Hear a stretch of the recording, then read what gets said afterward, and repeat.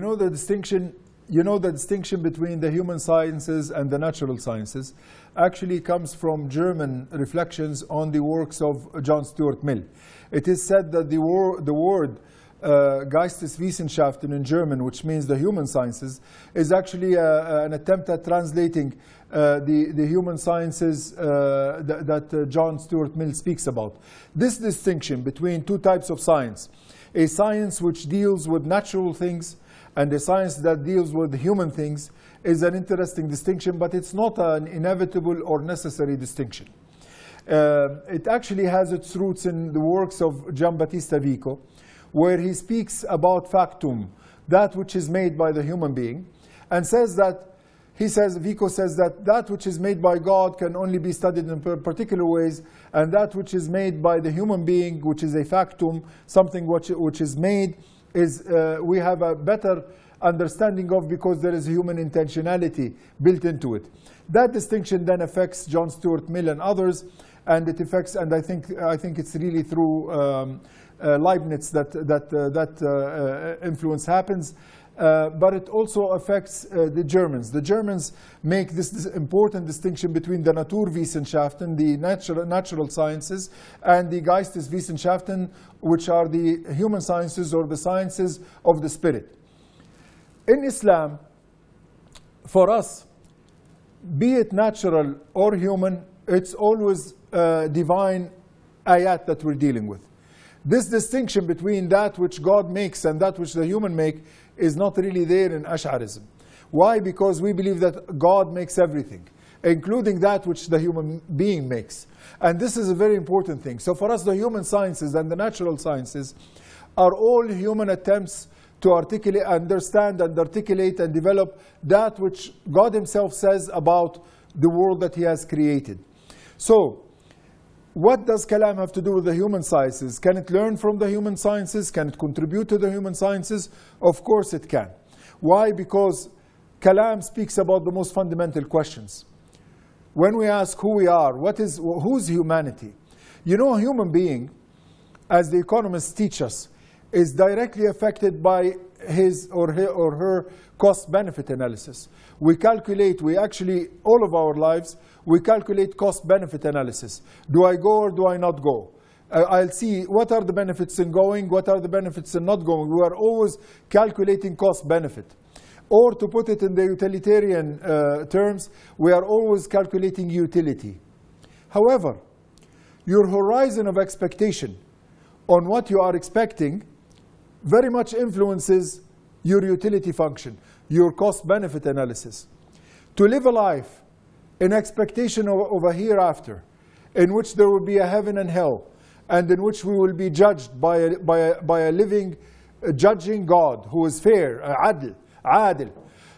This is extremely important, because that change in horizon of expectation changes everything we do.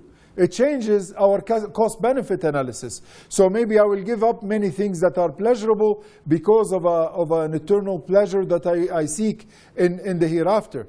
And I may actually endure certain suffering because I know that it will lead to a blessing in the hereafter. So this calculation is very important. The horizon of expectation, what it means to believe in a hereafter, is an essential part of Kalam. Because Kalam is not only about belief in Allah Azza wa Jal, but it's also belief in all of Arkanul Iman, including the hereafter. So the articulation of what it means to live an afterlife. What is the reality of the afterlife? What does it mean to live in expectation of an afterlife is extremely important and affects us directly. One of the great philosophers, Western philosophers, is actually a leftist Marxist, but amazing work, was Ernst Bloch, who wrote a book which is called The Principle of Hope. And then that becomes the basis for the Theology of Hope and Moltmann and others. This book is very important. He says just as Freud discovered the unconscious and that the unconscious actually is efficacious over what we do every day. You can actually drive a car from one destination to another without much thinking about it, because it is your unconscious mind that drives you there. Bloch says that there is a consciousness of the not yet, the expectation of the not yet, which actually changes the very meaning of life.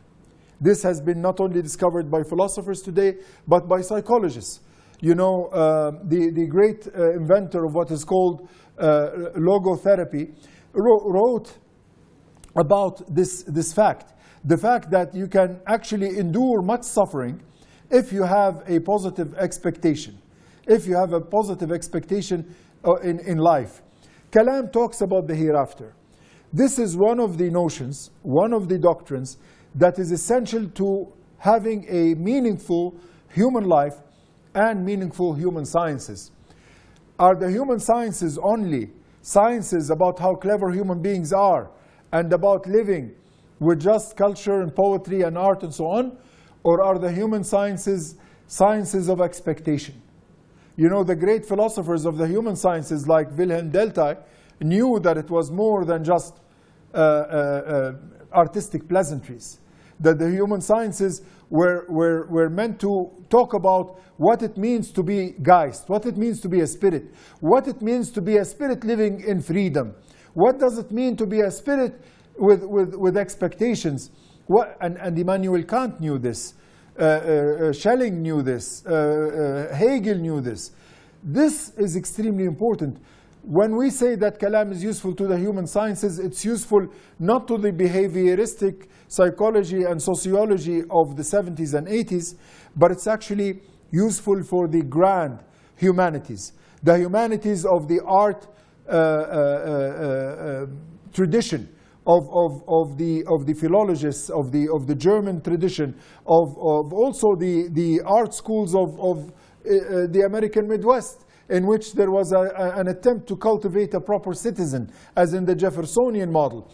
If you conceive of the human sciences properly, as grand ways of being, as human beings, Weltanschauung, like a worldview, Kalam is of essence to the discussion.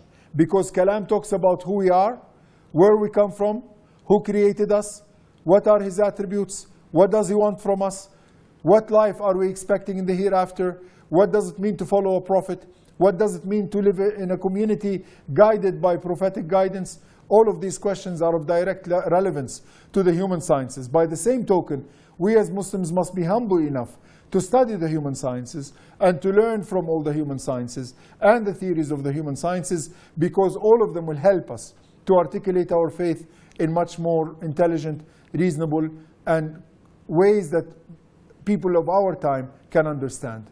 Thank you very much.